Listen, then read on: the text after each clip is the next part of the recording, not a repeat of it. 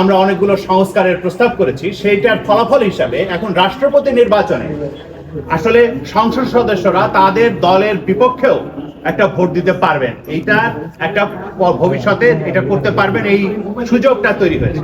ফলে এখন এটা যদি গোপন ব্যালটে তারা যদি এটা নির্বাচনের জায়গায় যান, সেটার প্রস্তাব এসছে যে গোপন ব্যালটে যদি এটা নির্বাচনের জায়গায় যান এবং উচ্চকক্ষ যদি আসলে গৃহীত হয়, তাহলে এইখানে মূলত 500 জন তারা নির্বাচক মন্ডলী গোপন ব্যালটের মাধ্যমে তারা নির্বাচন করতে পারবেন। এটা হচ্ছে একটা প্রস্তাব। আরেকটা হচ্ছে যে এখানে সিটি কর্পোরেশন গুলো, আরেকটা প্রস্তাব হচ্ছে যে সিটি কর্পোরেশন গুলো এবং জেলা পরিষদের যে সমন্বয়, এইটার বিষয়ে আসলে আরেকটা কথা হয়েছে। সেখানে আসলে 76 জন তাহলে যুক্ত হবেন, 64 + 12, এই 76 মিলিয়ে 576। আর আরেকটা প্রস্তাব হচ্ছে একেবারে তলা পর্যন্ত, অর্থাৎ ইউনিয়ন পরিষদ পর্যন্ত এটাকে নিয়ে যাওয়া এবং এটা 70,000 করা। ফলে এই 3টা প্রস্তাব আসলে এখানে আছে।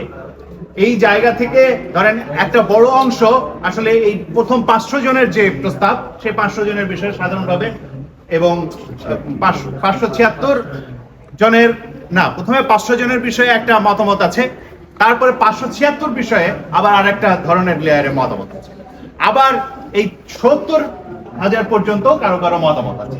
এখন এই মুহূর্তে আমরা পুরোপুরি ভাবে একমতে আসলে পৌঁছাইতে পারিনি, কিন্তু একটা জায়গায় আমরা একমতে পৌঁছতে পেরেছি যে এটার পরিবর্তন দরকার। পূর্ববর্তী যে পদ্ধতি ছিল শুধু হাত তুলে এমপি করা কিংবা প্রেসিডেন্ট এমন একজনকে নির্বাচিত করা যিনি আসলে পা ধরে সালাম করাকে তার গুরুত্বপূর্ণ অর্জন বলে মনে করবেন, এরকম কাউকে যাতে প্রেসিডেন্ট না করা হয়, তিনি যাতে একটা সম্মানিত ব্যক্তি হন এবং সেখানে তার নির্বাচন প্রক্রিয়া যাতে আসলে সঠিক হয়। এর সাথে সাথে আরেকটা বিষয়ে আমাদের এখানে গুরুত্বপূর্ণভাবে আলোচনা হয়েছে যে প্রেসিডেন্টের ক্ষমতা কিভাবে বর্ধিত করা যায়। এ বিষয়ে আসলে নানান ধরনের প্রস্তাব আসছে। এই প্রস্তাবগুলো সামনে আরো আলোচিত হবে এবং আলোচিত হওয়ার মাধ্যমে এইটার একটা সুনির্দিষ্ট জায়গায় আসবে।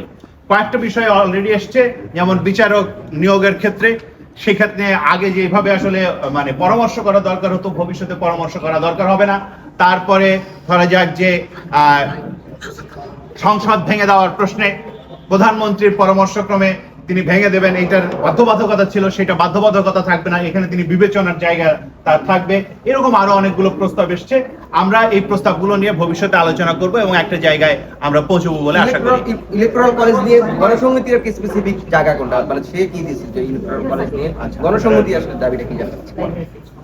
আচ্ছা দেখুন, প্রথমত যেটা বিষয়ে সকলে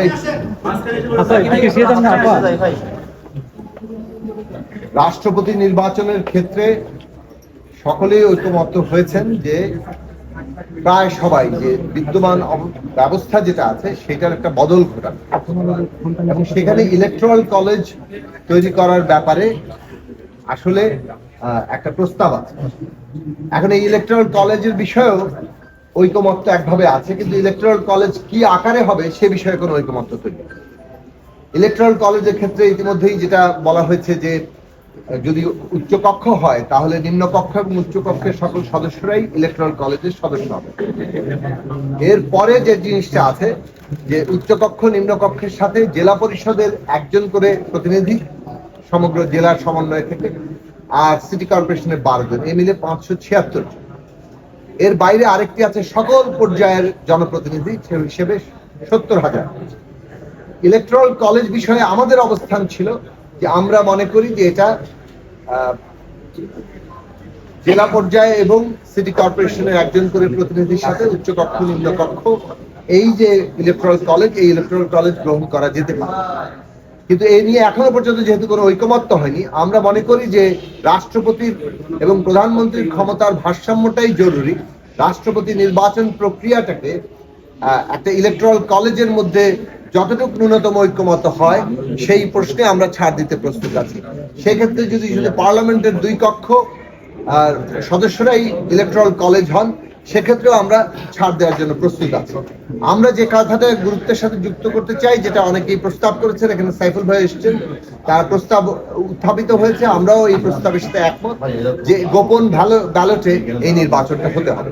আসলে গোপন ব্যালটের নির্বাচনের প্রশ্নটি প্রায় সকলেই একমত। কেউ কেউ হয়তো বলেছেন দলের সাথে আরেকটু আলোচনা করতে হবে, কিন্তু এটাও সাথে বলেছেন যে ৭০ অনুচ্ছেদে যে ধরনের সংস্কার করা হচ্ছে সেক্ষেত্রে কিন্তু পার্লামেন্ট মেম্বাররা দুই কক্ষেই তারা স্বাধীনভাবে ভোট দিতে পারবেন এই প্রশ্নে, মানে অর্থাৎ যেগুলো এক্সেপশন আছে এক্সেপশনের বাইরে রাষ্ট্রপতি নির্বাচন এক্সেপশনের মধ্যে পড়ছে না, কাজে রাষ্ট্রপতি নির্বাচনে তারা স্বাধীনভাবে যেহেতু ভোট দিতে পারবেন, এটা তো আসলে গোপন ব্যালটেরই নামান্তর। সেই ক্ষেত্রে এটার সাথে একমত, কিন্তু তারপরে হয়তো দলের সাথে আলোচনা করবেন। এর মানে দাঁড়াচ্ছে যে গোপন বা মানে একদিকে পার্লামেন্টের উচ্চকক্ষ নিম্নকক্ষ, যদি সেটা উচ্চকক্ষ তৈরি হয়, এবং গোপন ব্যালটে নির্বাচন, এই দুই প্রশ্নের মোটা দাগে একটা ঐকমত্য তৈরি হয়েছে। এবং আমরা যদি সকলে মিলে এই জায়গায় আসে, ইলেকট্রাল কলেজকে যদি আরেকটু বর্ধিত করা যায় তাতে আমাদের কোনো আপত্তি নেই, কিন্তু এই জায়গায় থাকলেও আমরা এটাকে সমর্থন করা জন্য প্রয়োজনীয় ছাড় দিতে প্রস্তুত আছি। আমরা মনে করি যে রাষ্ট্রপতি এবং প্রধানমন্ত্রীর মধ্যে ক্ষমতার ভারসাম্য প্রশ্নটি অধিকতর গুরুত্বপূর্ণ। সেই প্রশ্নে আমরা আরো আলাপ আলোচনা সামনে করব। সাকিব, একটা প্রশ্ন আছে